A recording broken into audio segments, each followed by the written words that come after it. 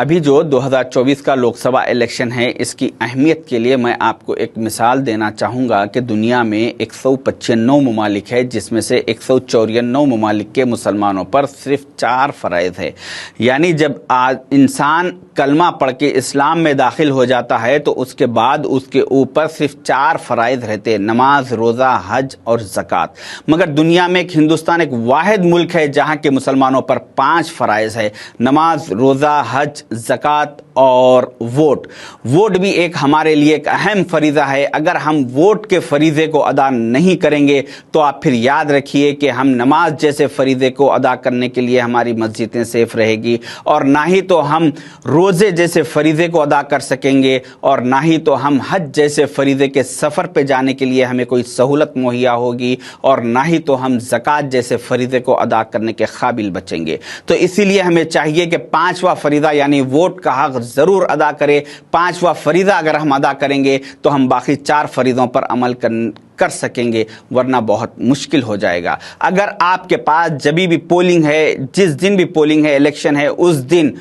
آپ کے پاس کوئی ایسے 5 لوگ ہیں جو ووٹرز ہیں، جس کو لے کے جا کے آپ پولنگ اسٹیشن تک ان کو کچھ سہولت دے کے لے کے جا کے ووٹ دلا سکتے ہیں، اور دوسری طرف آپ کے پاس ایک آپشن ہے کہ 50 رکعت نفل ادا کر سکتے ہیں، تو آپ کو چاہیے کہ 50 رکعت نفل کو چھوڑ دیں۔ کوئی ضرورت نہیں ہے نفل، یہ نفل ہے، مگر ووٹ ایک فریضہ ہے، اس فریضے کو ادا کیجئے، ورنہ بہت ہم نقصان اٹھانے والوں میں ہو جائیں گے۔ ہر محلے کے 15 سے 20 لوگ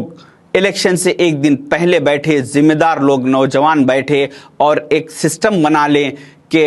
ایک ہر آدمی اپنے اپنے استطاعت کے حساب سے کوئی 50 ووٹ، کوئی 70، 80، 100 ووٹ کی ذمہ داری لے لے، کہ ایک لسٹ بنا لیجئے کہ آپ کا نام کے ساتھ آپ کے گھر کے کتنے ووٹس ہیں، پھر پڑوسیوں کا ان کا نام اور ان کے گھر کے 7 ووٹ، ان کے 8 ووٹ، ایسا ایک 50-100 ووٹ کی ایک لسٹ بنا لے کے آپ لوگ الیکشن کے دن لوگوں کے گھروں پر جائیے، ان سے عاجزی کیجئے، انکساری کیجئے، اور کہیے کہ آپ چلیے، ہم آپ کے لیے کیا سہولت ہو سکتی ہے ہم مہیا کریں گے، آپ چلیے اپنا ووٹ کا حق استعمال کریے۔ مگر جب آپ کسی کے گھر پہ جائیں گے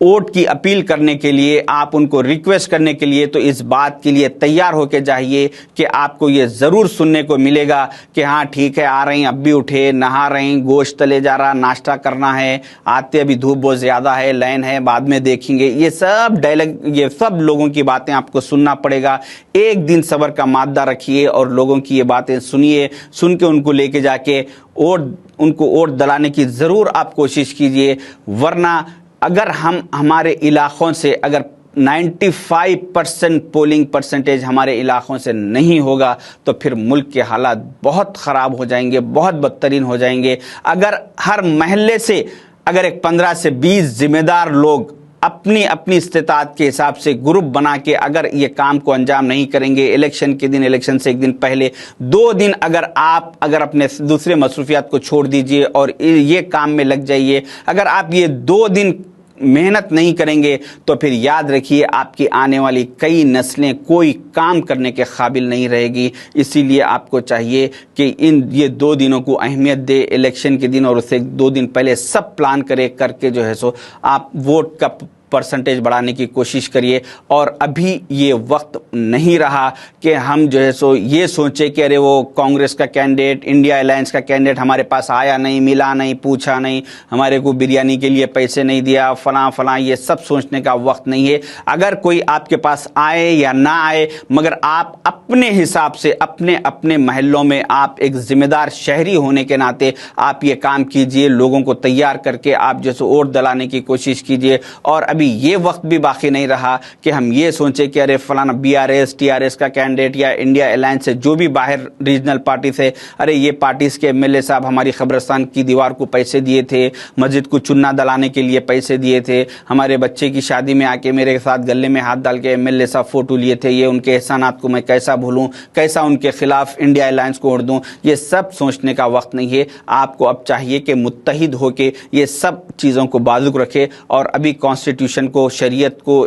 اور ہمارے وجود کو بچانے کے لیے آپ متحد ہو کے سامنے آئیے، اپنے اپنے محلوں کے آپسی اختلافات کو دور رکھیے، 2 دن کے لیے بھول جائیے، بعد میں الیکشن کے بعد کیا آپ کے اختلافات ہیں وہ آپ جانے، اللہ جانے، مگر 2 دن الیکشن کے لیے اپنے اختلافات کی بنیاد پر دوسرے پارٹیوں کے لیے کام مت کیجیے، انڈیا الائنس کے لیے اور کانگریس کے لیے کام کیجیے، کیونکہ ہمیں اب یہاں پر شریعت کو بچانا ہے۔ ان سارے کاموں کے بعد بھی ہر محلے میں اکثر ایسا دیکھنے میں آتا کہ کچھ ایسے ناخلف، کچھ ایسے جاہل بے وقوف لوگ ہوتے ہیں جو بغیر ان کا کوئی پرابلم نہیں ہوتا، صحت اچھی رہتی، گاڑی کی سہولت ہے، اس کے باوجود بھی صرف الکسی کی وجہ سے، لاپرواہی کی وجہ سے ووٹ ڈالنے کے لیے نہیں جاتے، گھروں میں بیٹھے ہوئے رہتے۔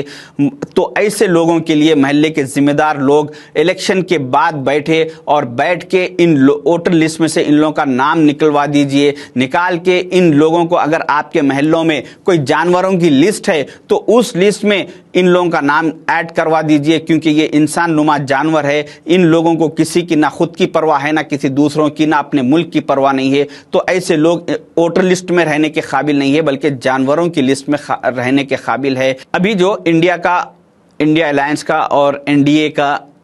جو حساب چل رہا ہے، ابھی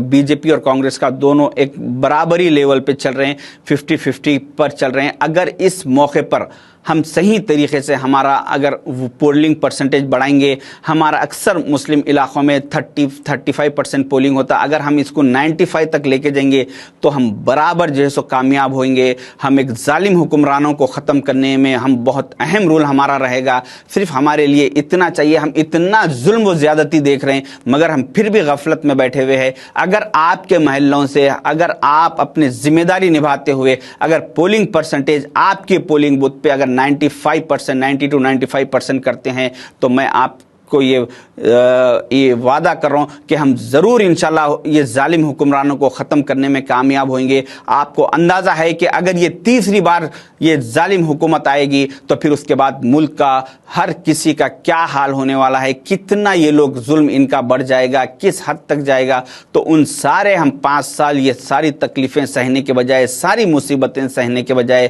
صرف ہمیں چاہیے کہ صرف 2 دن کو اہمیت دے، 2 دن اپنے اپنے اختلافات کو بازوق رکھ کے کانگریس کے لیے کام کیجیے، انڈیا الائنس کے لیے کام کیجیے اور ان ظالم حکمران کی حکومت کو گرانے میں بہت اہم رول ادا کیجیے۔ شکریہ، اللہ حافظ۔